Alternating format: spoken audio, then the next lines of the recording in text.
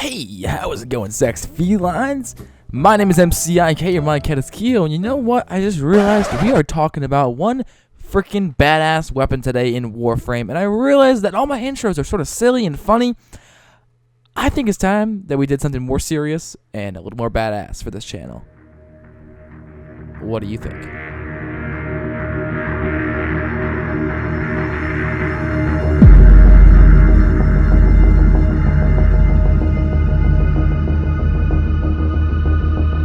Ice in motion can crush mountains, Tenno. This frozen hammer is no different. Use with caution, Tenno.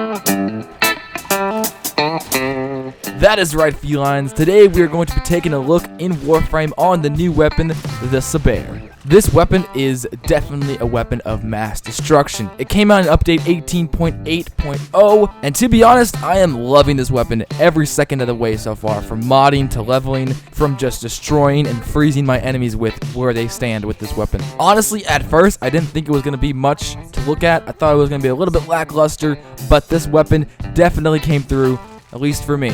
So yeah, guys, we're going to be talking about the build, showing you guys the build. We're going to be taking a look on how it works, some of the mechanics, and what it looks like, of course, because I freaking love the way things look in this game.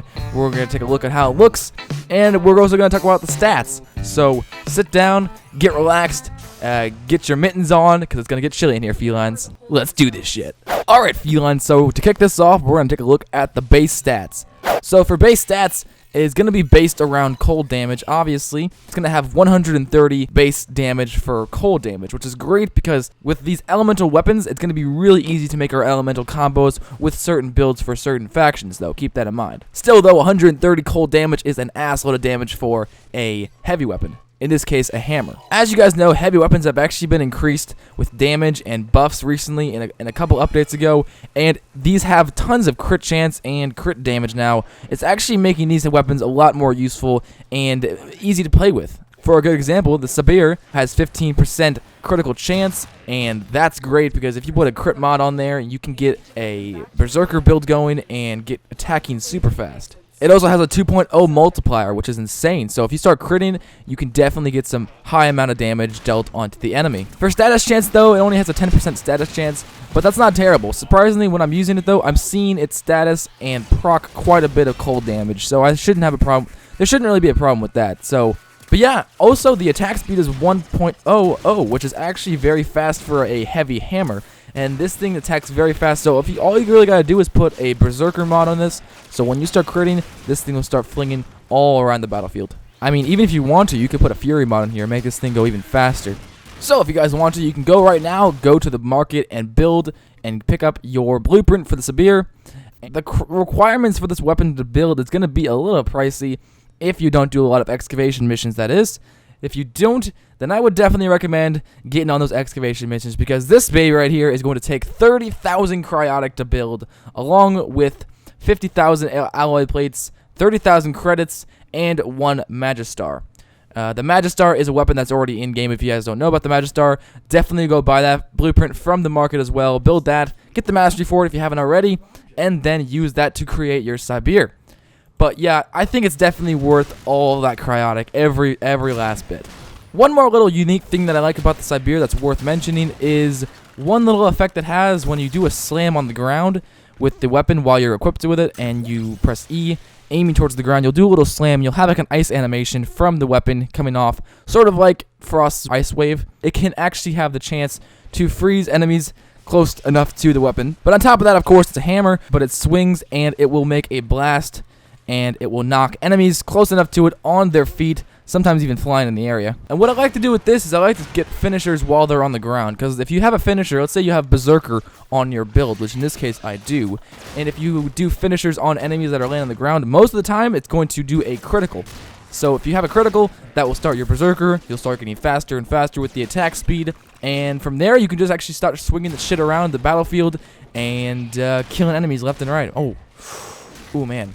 That thought alone just gave me some goosebumps, some chills down my back. No? Chills? Like ice puns? No? Okay.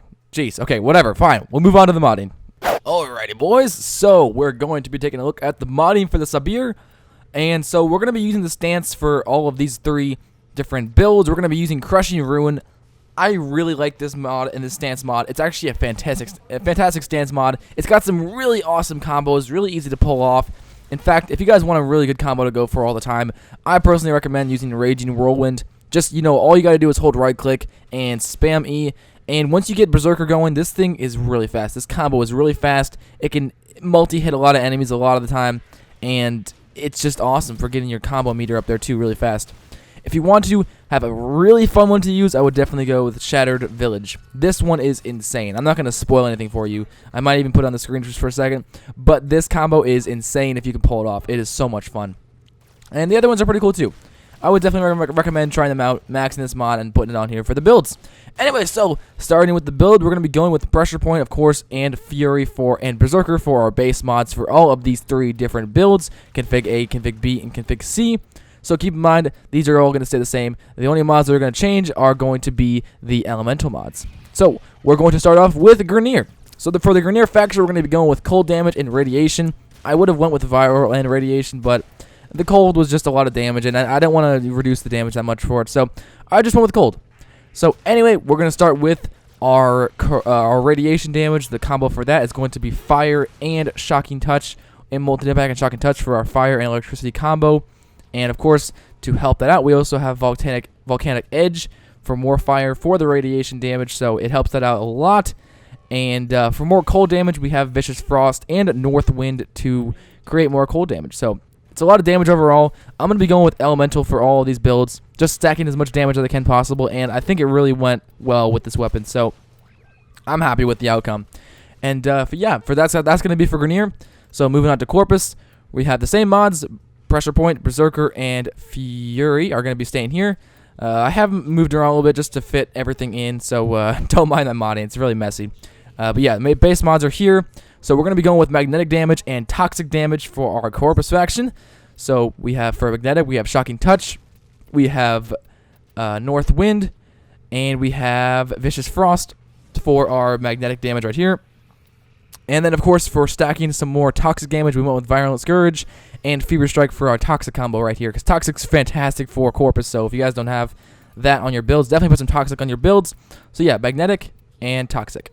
Anyway, yeah, that is for the Corpus faction. And as last but not least, for the Infested and Void build, we're going to be going with Corrosive and Cold damage. So, same mods, Pressure Point's going to be here, Berserker's going to be all the way over here, and Fury is going to be right here. Keep in mind, though, this is going to be 1 rank down from Fury. It's going to be 1 rank from the top. So, if you guys don't have that, definitely max 1 out almost at the top. Because unless you want to form of this thing, you can put a max Fury on here. But I just have 1 maxed from the, right from the top. So, yeah. So, these 3. So, for the modding, we're going to be going with Corrosive. So, for the Corrosive build, we're going to be going with Fever Strike. And where is it at? Shocking Touch? No, it's, yeah, Fever Strike and Shocking Touch. For corrosive damage, Electric and Toxic going to make that amazing corrosive build. And to add more, we're going to add Focus Energy for more corrosive. And, yeah, so this is going to be our corrosive build right here. And then we're also going to have more cold damage, so North Wind and Vicious Frost. This is going to add to the cold and making more damage overall. So it's fantastic. And this is also going to give a little bit more channeling damage. So if you want to channel a little bit more in the Void, you can actually do a little more channeling because it's 3 energy now, not 5. So I think that's pretty helpful. But yeah, anyway, that is the build. And honestly, I think it's pretty solid. I think it does a lot of damage, and I'm really happy with how much damage it does, to be honest. It was definitely went past my standards. All in all, this weapon is a fantastic weapon. It definitely went and matched my standards. I didn't think it was going to be this good, but I'm actually very much so enjoying it. I don't use heavy weapons, axes, or hammers all that often, but this is definitely one I'm going to make an exception for. It does great damage. It scales pretty decently into high-level enemies and high-level missions, so don't even worry about that. It's actually not too terrible when it comes to scaling. Anyway, yeah, I definitely recommend you guys getting it, and if you guys don't have the cryotic, I definitely recommend farming for the cryotic. It is definitely worth it, and definitely worth a catalyst, and even some forma if you wanted to put forma on it. It doesn't even need it. It's such a good weapon at base. I can't even believe they added this. I'm sure they might nerf it eventually, but, you know, hey, play with it and enjoy it while you can, you know? Anyway, thank you guys so much for watching the video. Thank you so much for taking the time out of your day to watch my video. It means a lot. Thank you so much, guys. Leave in the comments for another thing you want me to do a tutorial on, or a spotlight on, any weapon or Warframe, and I will see what I can do.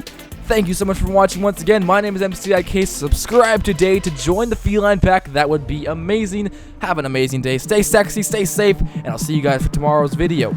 And peace out. Ready, aim, fire.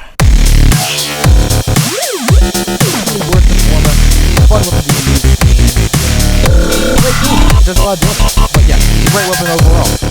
Of course, I cannot forget it. It'll probably be in my list